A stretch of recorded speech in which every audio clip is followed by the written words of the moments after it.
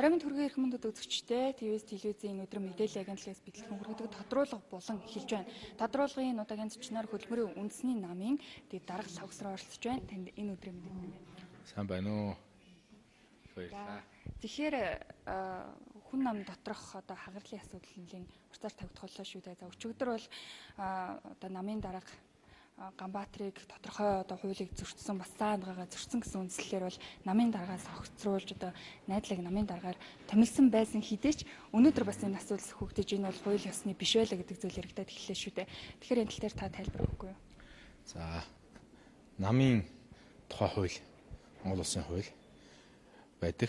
Энэ хуулийг бол Монгол улсад үйл ажиллагаа явуулж байгаа бүх улс төрийн намууд мөрдөх ёстой.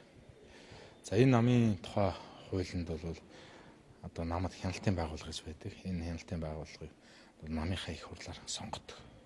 За манай намын хувьд намын их хурлаар сонгогдсон хяналтын байгууллага хариуцлагын ерөнхий хороо гэж нэрлэдэг.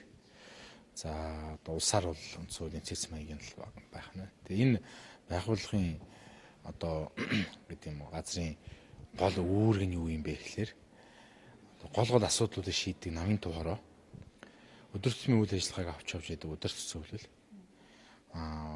намын дарга энэ гурван одоо субъектийн шийдвэрүүд дээр хэр зэрэг дүрмийн дагуу шийдвэрүүд гарч байна вэ гэдэгтэр хяналт тавих юм одоо үүрэгтэй газар. Тэгэхээр энэ хариуцлагын ерөнхий хорооноос одоо Ганбаатар даргыг 2 ч одоо удаа дүрмээ зөрчсөн шийдвэр гаргасан. Нэгдүгээрт бол битүүний өдөр ерөнхий нарийн бичгийн дарга Доржхан гэж хүнийг албан тушаалаас нь огцруулах юм тушаал дээр өөрийг нь эзгүүд гар ус зураад тавьчихсан. За Монгол улсын түүхийн жирнэх ховор байх олон улсын жишгч жирнэ ерөнхий нарийн бичгийн даргыг дарга нь ингээд шууд нэг тушаалаар халдаг ийм жишг бол байдаггүй. Одоо дүрмэн дээр чи юм байхгүй. Тэгсэн заавал намын туурын хурлаар сонгогдож байгаа. Даргийнхаа нэрийг оруулна. Гэхдээ сонгосон газар нь намын туураа. Тэгэхээр энэ асуудлыг бол намын туй хороо шийдэх хэрэгтэй. Адуунаас даргын одоо дур мэдээд ганцаараа нэг өдөр шийдчихдэггүй. Монгол Ардын намч ба ардсан намч ба гинсэкэ ингээд гинт дарган сольчдөг тийм бол хаач байхгүй. За ийм явдлыг нэгдүгээр шийдэрсэн. За энэ дээр нь хариуцлагын ерөнхий хорооноос шийдвэр буруу байна. Тийм учраас та эргэж хараач. Намын туурайгаа хурдан хуралдуулаад энэ асуудлыг өөрсдөө шийдээч гэдэг ийм тушаал гарсан байдгийг.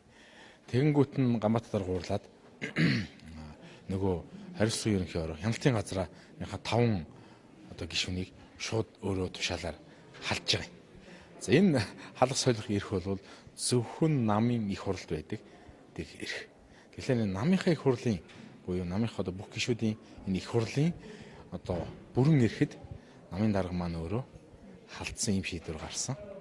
Тэгэхээр зэрэг хариуцлагын ерөнхий хорооноос энэ хүн маань 2-3 удаа ингээд намынхаа дүрмийг бүдүүлгээр зөрчиж байгаа учраас энэ даргын асуудлыг одоо ахиж хилцээч гэдэг ийм намын тууранд үүрэг өгсөн. Тэрний дагуу өчигдөр хуралдсан.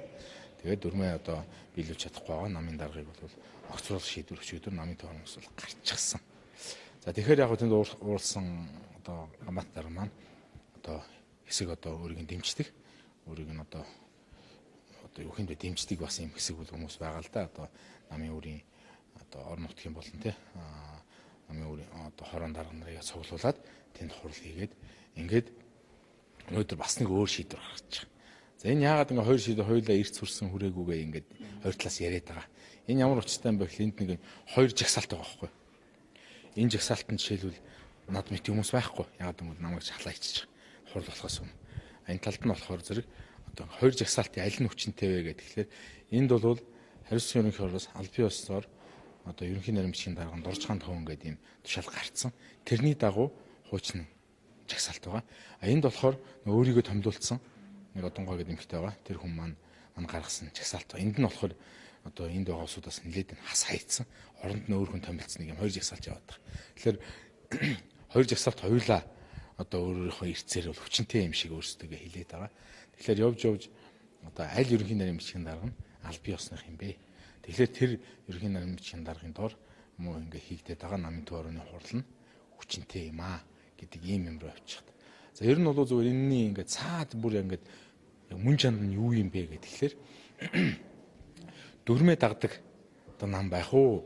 даргаа дагдаг нам байх уу гэдэг энэ асуултан дээр яг ингээд очиод байгаа.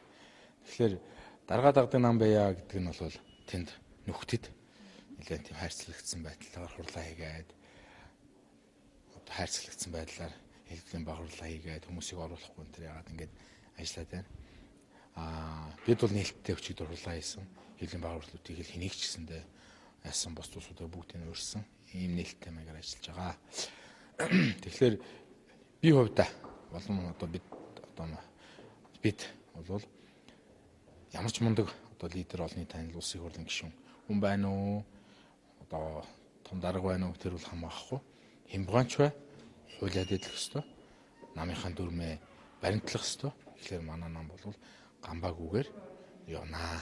Гамбаагүй нам байна. Дүрмээ барьдаг нам байна гэдэг ийм сонголт хийсэн гэсэн.